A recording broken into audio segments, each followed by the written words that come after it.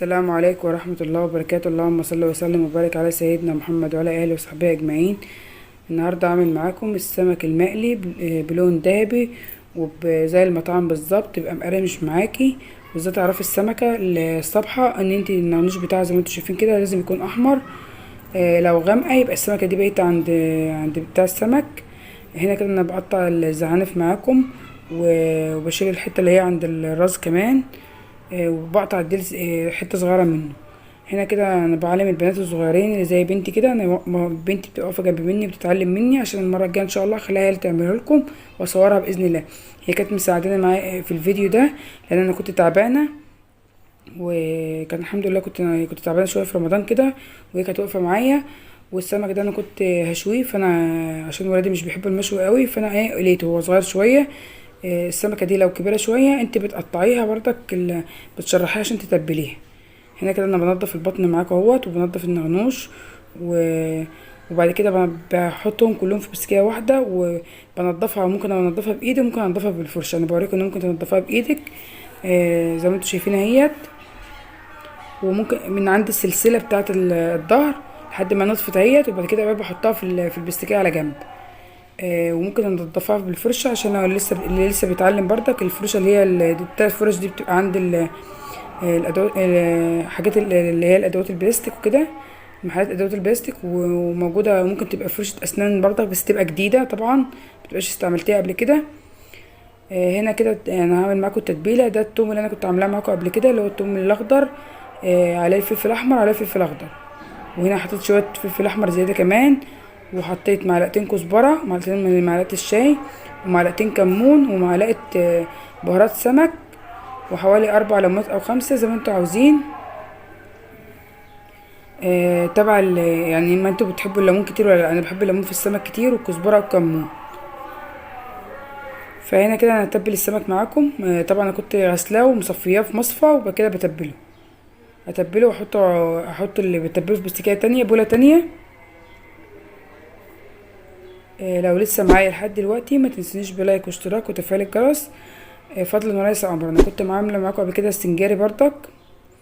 هنا كده انا حاليا حطت كوبايه دقيق وعليها 4 معالق نشا كبار من معلقه الاكل، وعليهم نص معلقه ملح صغيره، وعليهم نص معلقه كربوناتو، وعليهم نص معلقه كركم.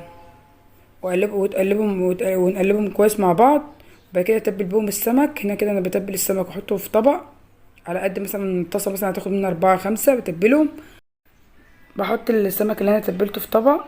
وطبعا انا كنت بعد ما غسلت السمك كويس بنقعه ربع ساعه في ميه وملح وليمون ودقيق لمده ربع ساعه. وبعد كده بشطفه وبحطه في في مصفى تصفى. وبعد كده اتبله بالثوم زي ما انتوا شفتوا معايا، عشان بس انا ما قلتلكوش في اول الفيديو كده. هنا كده انا حطيت طاسه على النار وحطيت فيها زيت، سبت الزيت لحد ما يسخن، وحطيت فيه ليمون من اللي انا عصراه طبعا، اللي انا كنت عصراه في الميه والسمك ونقعاه بيه.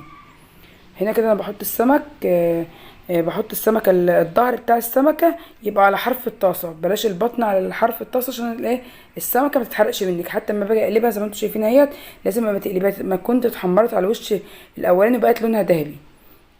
هنا كده ده لونها الذهبي جميل اهو زي ما انتم شايفين، مش زي الفيديو ما جابها في الاخر ان هي غامقه قوي. هنا بحط بردك اللي انا بقول لكم اهوت ان انا بحط السمكه ظهرها على حرف الطاسه عشان البطن بتاعتها ما تنشفش وتبقى محروقه منك، او واخده يعني ناشفه قوي، اللي يجي ياكلها يلاقيها محمره زيادة عن اللزوم. لا، خلي الظهر وفي نفس الوقت الظهر يستوي. هنا كده انا بقلب السمك على الظهر التاني كده. دي طاسه طلعتها.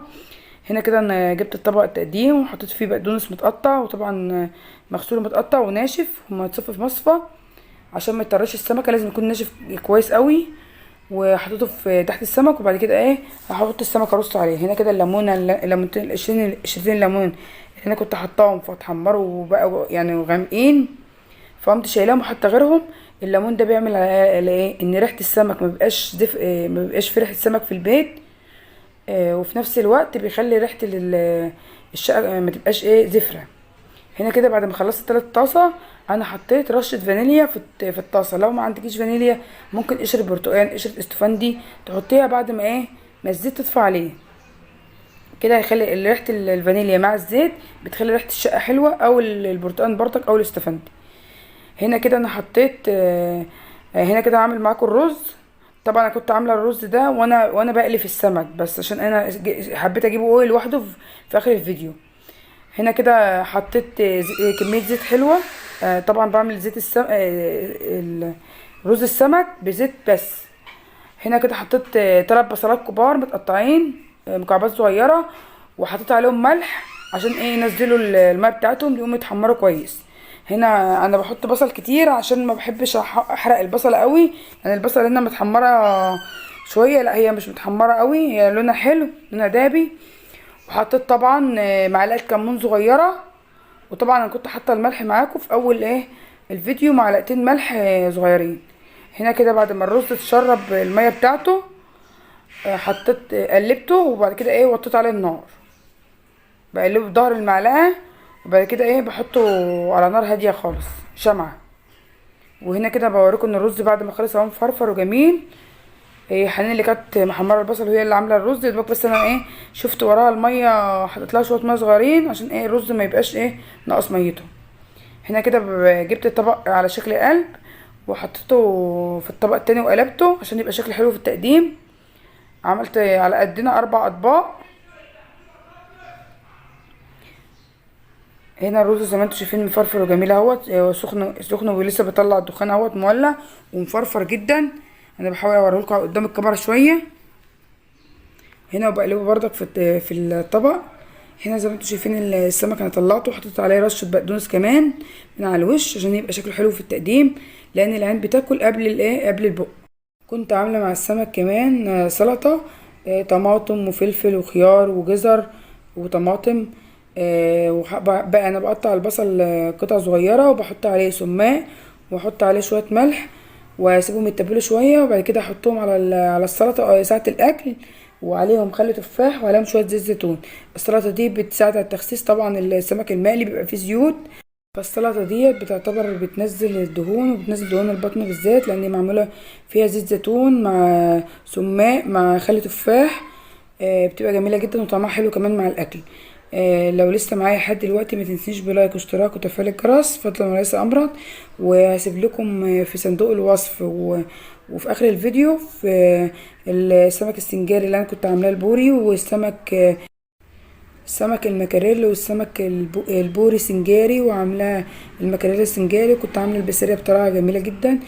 وبشكر كل اللي بيكتب لي كومنتات ان هو بيجرب وصفاتي وبتعجب اهله. الف هنا عليه، زي اللي كاتبالي برضك على طريقه كفته الفراخ، قالت لي انا جربتها على طريقتك وعجبت اهلي كلهم. الف هنا عليكي، وتسلم ايدك ان انتي عملتيها وطلعت جميله من ايدك.